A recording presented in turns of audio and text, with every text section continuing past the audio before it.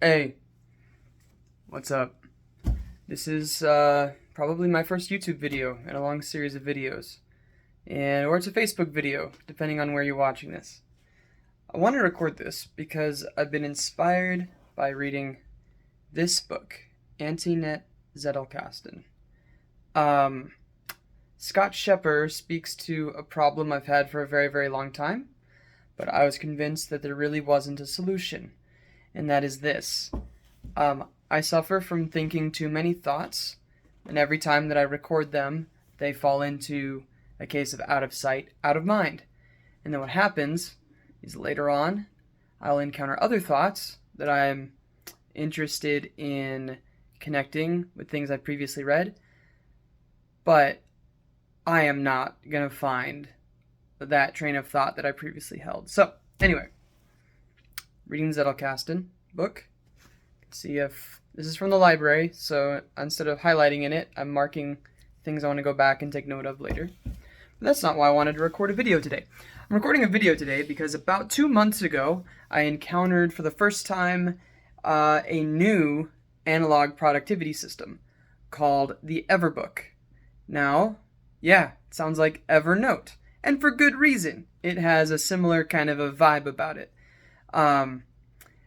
I have done bullet journaling for, I think, 7 years, maybe 8 years. I have all those bullet journals put away now. But I got tired. I would always abandon them. I'd switch between using a bullet journal and then back to using some digital tool. And then a bullet journal and then back to some digital tool. Why did I do that? Because it was too time consuming to keep my tasks in my bullet journal up to date with what was actually happening in my own life and in my own work. And so what I did was found the Everbook, and I'll show it to you. This is my first Everbook. It is from an old Barnes & Noble leather-bound journal that I had not used for years. It has this nice little slip to keep it closed. So what I did was to make a Everbook, you need some kind of cover. You can just make it yourself if you want. I found this. I had this leather-bound journal, and I literally tore the pages out of it, and then just used that as my cover. So, one thing I found that I needed is it was just kind of a mess of like, hey, I need one piece of paper. Maybe I'm like mobile or in a coffee shop. I'm like, I need one piece of paper out, but I don't want all the rest of my papers flopping around. So I have a little binder clip on the top, and a binder clip on the back. This is great. As you'll see, I have like a sketchbook component to this thing, and that's great if I want to sketch something. I can just put my page on here, clip it in place, and not worry about it. Just draw until I'm done. Okay, now, if you've never seen an Everbook before, probably wondering what the heck's going on inside of this. So I'll show you mine. First, the way an Everbook is organized is first in bundles. A bundle is a folder of folders. So we'll look at this in a minute, but this is a bundle. It's a bit thick. I've just used construction paper, folded it over. And then inside of that, we have more folders. And inside of those folders, you can do more folders or sheets of paper. All right, we'll come back to that in just a minute. So, this Everbook is organized very directly around getting things done. And when I say very directly, I mean I spent $10 to buy the official guide to setting up getting things done in a paper organizer, and I just point for point followed those directions to build out what you see here. So, first, my first bundle, the one that I want top of mind all the time, is my blank pages. So getting things done, David Allen, if you listen to him talk about his productivity, he talks about how he's always got pens available. Nice pens, he says. Nice pens. So you can look up the Diplomat Arrow. It's a nice pen. It's fun to write with. other fountain pens, ballpoint pens. My wife dug this mechanical pencil up out of our storage for me because I really like having the long eraser on the back. Anyway, blank pages. So, someone calls me on the phone and I'm like, oh, we're talking about something important. I know the very first thing I can reach for is just a blank piece of paper. And the paper here, this is a cheap system. These are more pages that I tore out of notebooks that were sitting around my house that I never used. And then these are, you can see the dot grid. This is just literally printed at the library, cut it in half. I've got a bunch of half letter dot grid pieces of paper, and it's great. So I have these, and I have this over here. I've got a pile ready to go to make more of them. So anyway, blank paper. First bundle, always reaching for it just as life is unfolding and I need something to write on. Next, other Everbook users have something called a logbook, and as far as I can tell, they typically use that kind of like the bullet journal daily log. I tried that for a few weeks and I just burnt out. I haven't renamed it, but this is my inbox. I don't know what's actually in here, but if you do getting things done, you're always using an in basket. So my actual in basket is over here. It's almost empty. There's a note I wrote for myself. This one is just as I'm using my productivity. Maybe I have a phone call, right? So here's the process. Someone calls me, we're talking and it's important. Oops. I grab out a piece of paper, I take some notes, but then as soon as they hang up, I go, maybe I write down some tasks and I go, okay, I need to look at this later. Then it goes in my in basket, in my in bundle. Maybe that's what I should call it, my in bundle. And I know that I will come back around and look at it later. What's next? The calendar. Some of you are right now thinking, hey, I use Google Calendar. It's way better than having a calendar on paper in something called an Everbook. And I will tell you that that's probably right for many reasons. But here's why I use a paper calendar, because I need a single source of truth. I have one, sometimes two work calendars that I'm looking at, and then I have my kind of calendar that my wife and I share that has all the family events, and there's just a lot of things moving. I want a single source of truth that only Devin contributes to, and that's this one. And I've kind of templated out my a standard calendar thing that I draw on those pieces of paper we saw earlier. So every week, each week is one piece of paper. So nice. Just at the top, I write the date range for this. And then on the left, we're going to write appointments. And on the right, tasks. Now this is important. This is tasks that can be done on that day and no sooner. And then appointments obviously is reminders. So here's a couple. I got to check for an RFP and I got to call somebody. And this will get filled out as probably actually after this video I need to do that. So yeah, there's just some stuff. But that's what this bundle is, the calendar. Getting things done style. So I reconcile what's on all my calendars here.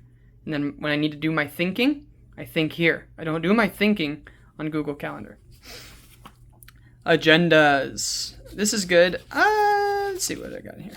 I can't really show you anything in this one, but basically, if I have anything I need to discuss with someone, I get a piece of paper, I write their name at the top of it, and then I add to that piece of paper stuff that we need to talk about. So for example, my wife, there's always a piece of paper in here for my wife because there's stuff about our family that I need to talk to her about. And instead of texting her in the moment that I think about it, or interrupting her when, maybe we're sitting down for dinner and neither of us wants, we've had a long day and we just want to eat and chill, not talk about anything important, that's not a good time to figure out our weekend plans or whatever.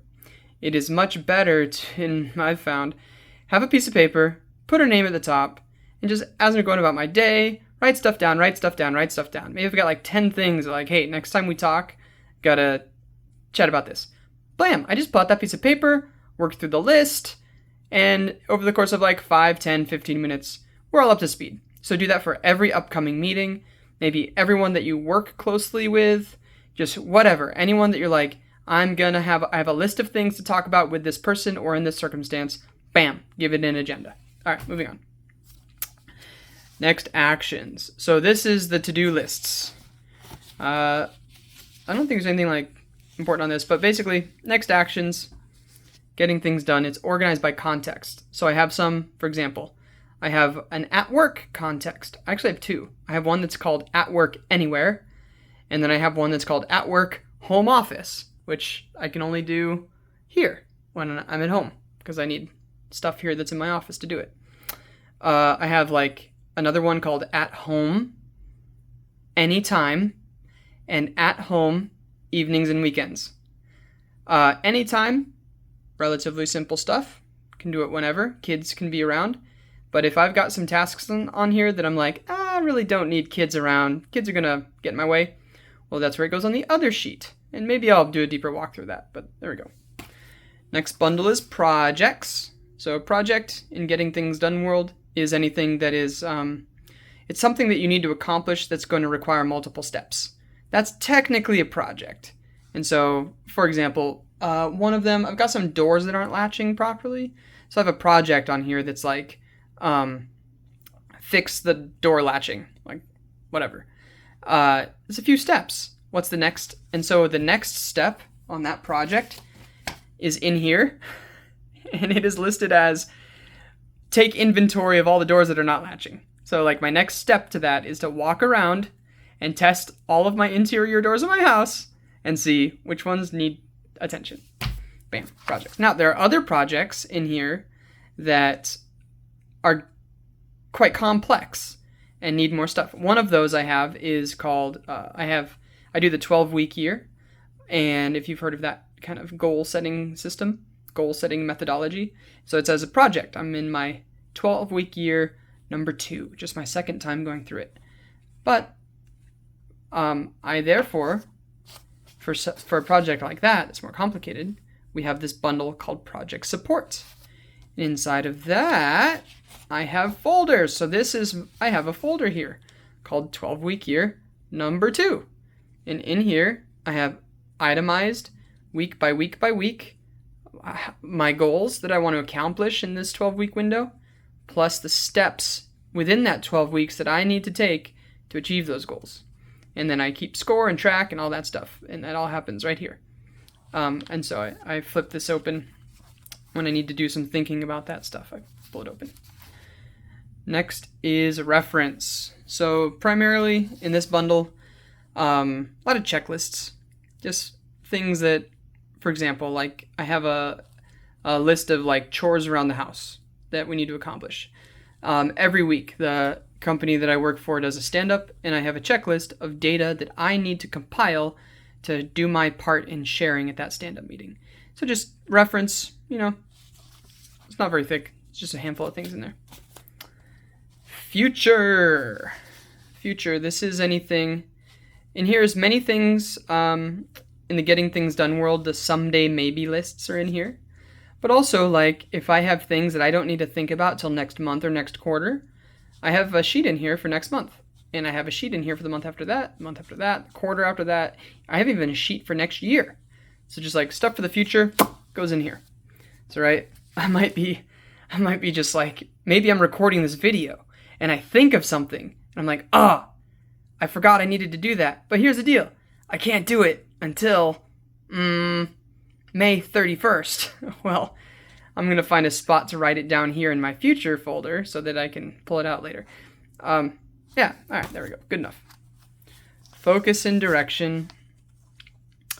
If you follow getting things done, there's the horizons exercise where you really focus on like your vision and your core values and how you want to structure your life. And like you really dive deeply into your areas of responsibility. I do all that thinking and in here. Yeah, I kind of look at it every now and again, but I really try to dive deep once a quarter and kind of rewrite most of everything. But anyway, I have a bundle to keep that in. Okay, I think this is my next most interesting one. My journal. Now, I'm not going to open this for you. But like I used to always use one of the Leuchtturm 1917 journals, right? Typical bullet journal. And these are really nice journals. But eventually, you come to the end, page 244, whatever it is. In this journal here, I can do this. In this journal, I can have an infinite amount of pages. So I might only have 10 pages in this bundle at any given time, 5 of them filled and 5 of them blank. But I'm always adding a page number. And I'm always adding a page number. And I'm always adding a page number. And then I date my entries too. But you can just see how this then becomes an infinitely long book, essentially. And maybe I'll record in the future how when it's time for items to come out of my bundle, where do they go? Like there's a new destination for them so that I can like keep them archived and organized and nice. And then my sketchbook. This all really unfolded when I went to an art store and I bought like $12 worth of art supplies, and I got home, my wife's like, "Why are you spending money?" And I was like, "Oh, but I need a sketchbook." And she's like, "Well, I don't think you do." And so I thought about it and I was like, you know what? Maybe there's a different way to do this. And I actually like this because I don't have 2 things to carry around. I have 1. But now I also have like my sketches and stuff inside here. And I don't have a lot of them in here right now. Yeah, I need to do some more.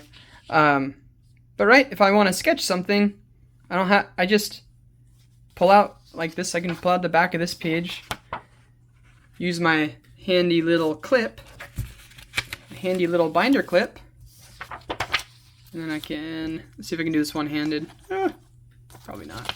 Anyway, let's pretend. Clip that in place, sit on a park bench or wherever, and sketch to my heart's content. And then when I'm done, it goes back into my little bundle. And then I can keep my archive of all of the things that I've been sketching. So that is my Everbook. It has been great. It has been nimble. It has helped me be wildly productive in a way that does not ding at me with any notifications, which is the best part in my opinion. Oh, almost forgot. This little dude is called a book dart, and you can buy them on Amazon or wherever.